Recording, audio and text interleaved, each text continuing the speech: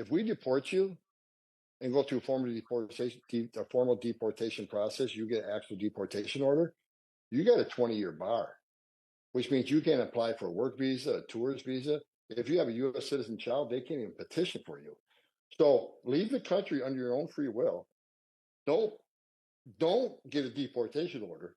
And you can apply for work visa. You can apply for a visitor visa. If you have relatives that can petition for it, that can happen. But if you don't leave on your own, we have to formally remove you. You got a 20-year bar. And that's a message we need to get out there right away to the people. Because I think you see a lot of people self-deport because they know, okay, this is President Trump.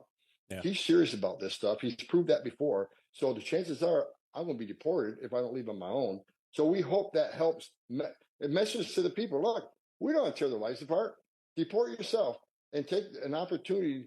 Like your dad had a great, which again, no one talks about when during the first administration, he came up with an immigration plan.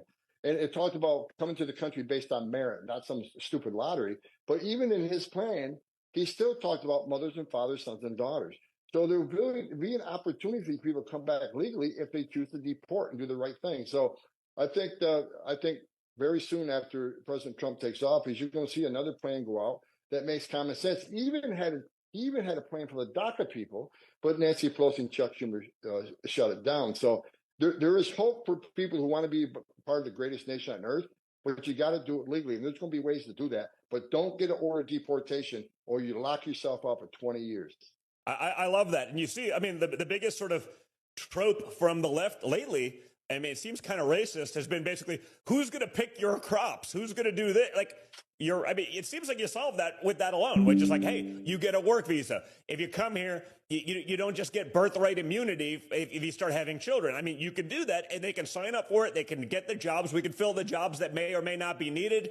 We can do that the right way. There's a way to do this in common sense. The left is just not for that because their whole idea has been clearly to create a mass of reliable Democrat voters, especially in red states, so that they could take over and have power